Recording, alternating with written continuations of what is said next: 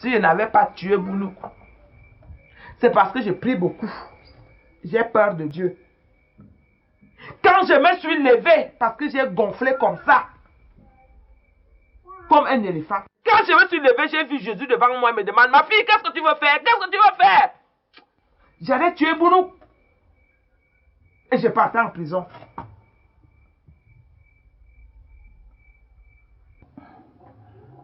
Ce serait vraiment bien pour moi d'avoir quelqu'un de mûr dans la foi, quelqu'un de mûr dans l'église, pour qu'il puisse m'aider à prier, au besoin même qu'il intercède pour moi auprès de Dieu. On m'a souvent dit que la prière d'intercession est très efficace. Et la personne indiquée, c'est peut-être toi, Sabine. Oh. Mais je ne suis pas la personne la plus propre devant Dieu pour oser intercéder pour les autres. Mais je t'ai souvent vue à l'œuvre dans ce village. Très pieuse, rendant visite aux malades, très appréciée de tous. Ne me laisse pas tomber, Sabine. Intercède pour moi. Si tu refuses, ça veut dire que tout ce que tu fais là, c'est de la poudre dans les yeux. Quoi? Mais si tu veux garder ton secret tout seul, comment tu veux que je t'aide? Je ne peux pas intercéder efficacement alors que j'ignore même pourquoi je le fais. Ça ne peut pas être efficace. Alors tu acceptes? Oh.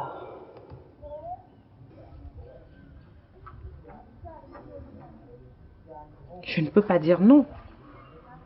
Ce serait comme abandonner une personne en danger. Que Dieu te bénisse. Oh. Qu'il te bénisse aussi. Gloire à Dieu.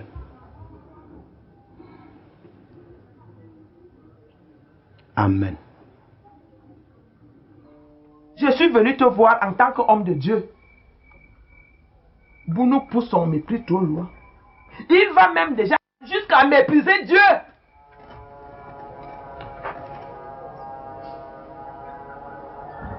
Mépriser Dieu? Oui. Bounou a osé faire ça. Ah. Il l'a fait. Tu n'as pas vu au culte l'autre jour? Au culte? Voir quoi? Voir quoi? Hein? Tu veux me faire des affaires des hommes? Tu ne l'as pas vu au culte avec cette fille, avec un bébé? Ils étaient assis là devant. Alors que je suis mariée religieusement avec lui.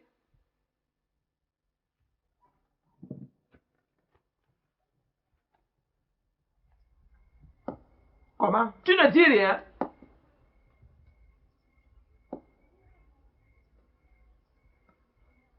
En tant que représentant de l'église, je suis venu te voir pour que tu fasses quelque chose. Que cette histoire-là s'arrête. Même les sacrements qui ne s'approchent plus.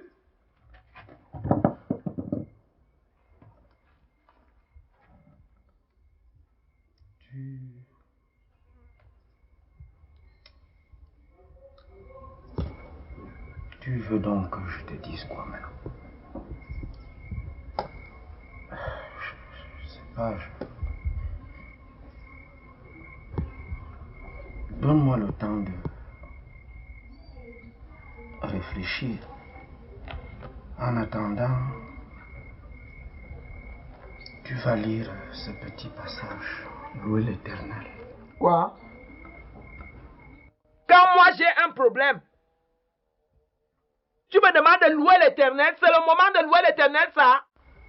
Tu lis en attendant que je réfléchisse.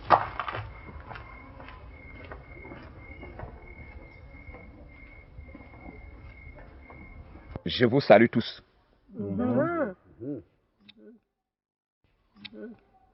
Si je vous ai réunis aujourd'hui, c'est pour qu'on examine ensemble le différend qui oppose Myriam et Belinga.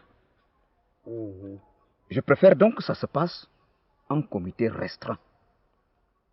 Parce que l'expérience nous a montré que quand on convoque des assises larges. Nous perdons beaucoup de temps en futilité et donc en efficacité.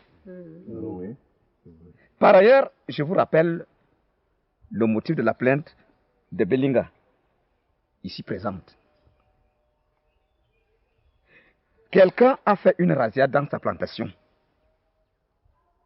Toute vérification faite, elle a constaté que c'était Myriam. À cet effet, si quelqu'un a quelque chose de concret, qu'il le dise ici, présentement. Je vous écoute. Moi, j'ai quelque chose à dire. Parle. Je suis très content de me retrouver parmi vous aujourd'hui. Mais je suis très fâché. Oui, très fâché parce que depuis un certain temps, vous ne me fréquentez plus. Vous m'évitez. Je suis isolé. Tout le village m'a mis en quarantaine. Oui, vous croyez que c'est normal ça? Si je n'avais pas mon vieux chat à Kariswana, je serais en train de passer des jours et des jours sans entendre le propre son de ma voix. Il parle avec son chat. Et alors, vous m'écartez. Mais qui t'a écarté? C'est vous tous. Je profite de cette circonstance pour crever l'abcès. Ce serait hypocrite de ma part de juger les problèmes des autres alors que moi j'en ai plein le ventre. Hein? Moi je n'ai pas peur de vous. Oui, il ne faut pas que je sois hypocrite à mon âge. Je suis quand même un sage. Est-ce que vous pourrez même atteindre mon âge? Je ne crois pas. Avec la mauvaise vie que vous menez maintenant là. Lorsque vous festoyez, hein? Lorsque vous donnez vos filles en mariage, lorsque vous mangez, lorsque vous buvez, en ce moment-là, on oublie carrément de m'appeler. Hein? Parce que c'est les bontés. Hein, Koukouma? Quand je dis que vous m'écartez, voilà les différentes raisons. Je vais vous prendre un exemple. Attirez. Le chant que tu enseignes souvent aux filles de la chorale, là, chante-nous un peu ça. Écoutez.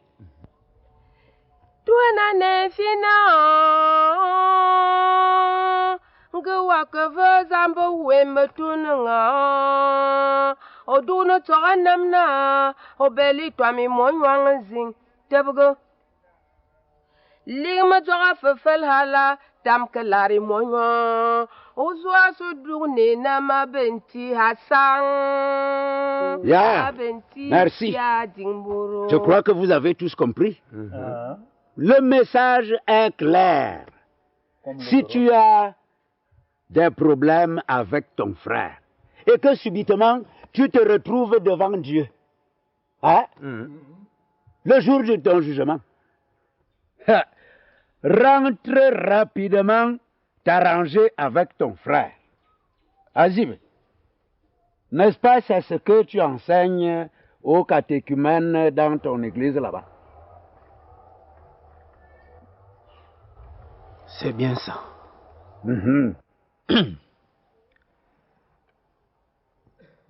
Bernard, je remercie Papa Fabien d'avoir dit ce qu'il a dit. Effectivement, quand tu as quelque chose contre ton frère, en bon chrétien, il faut que tu le lui dises. Au lieu de garder ça avec toi, hein, et de faire semblant que tout va bien. Pour moi, je pense qu'en aucun cas, on ait mis Papa Fabien en quarantaine. Jamais. Qui l'a mis en quarantaine? Mais seulement, régulièrement, je vais lui rendre visite pour lui faire un brin de causette et m'enquérir de sa santé. En tout cas, Bernard ici en est témoin. C'est toi qui le dis. C'est ça même. Depuis qu'Apolline l'a prise en charge, Apolline, c'est ta femme. s'occupant de lui au quotidien, je le cherchais moi. Mais parce que je n'ai pas à m'inquiéter, Papa Fabien, étant entre de bonnes mains, Mais ça ne veut pas dire qu'on l'a écarté. Jamais. Qui l'a écarté? Certainement, les autres ne se voient pas obligés de venir chez lui à tout moment. Hein? Parce qu'on sait qu'il va bien et qu'il n'a pas de problème particulier. Seulement, il y a eu un moment là où il était vraiment malade.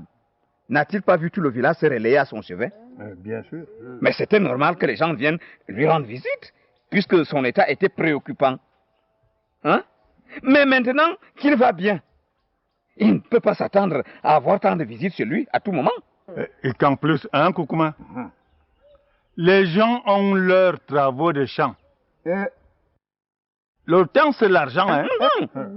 Voilà, je vous cite par exemple Bounou, qui est mon voisin le plus proche. Mais je passe des moments sans aller chez Bounou. Hein? Mais dès qu'on se voit, je sais qu'il va bien, moi, et il sait aussi que je vais bien. Alors, est-ce que c'est pour autant dire que j'écarte Bounou? Non. Mais alors? Mais papa Fabien, si les gens ne viennent pas chez toi, c'est pas parce que tu es vieux, ou alors parce qu'on veut t'écarter. Non. Qui a écarté papa Fabien? Est-ce que nous allons dormir ici? Est-ce que c'est pour cela que nous sommes là? J'ai porté plainte. Chef, si rien n'est fait aujourd'hui... Calme-toi. Calme-toi. Je n'ai pas fait asseoir tout ce monde pour rien. Ah, Maman Belinga, toi aussi. Les ondits là, les ondits doivent finir là, aujourd'hui. J'en ai terminé.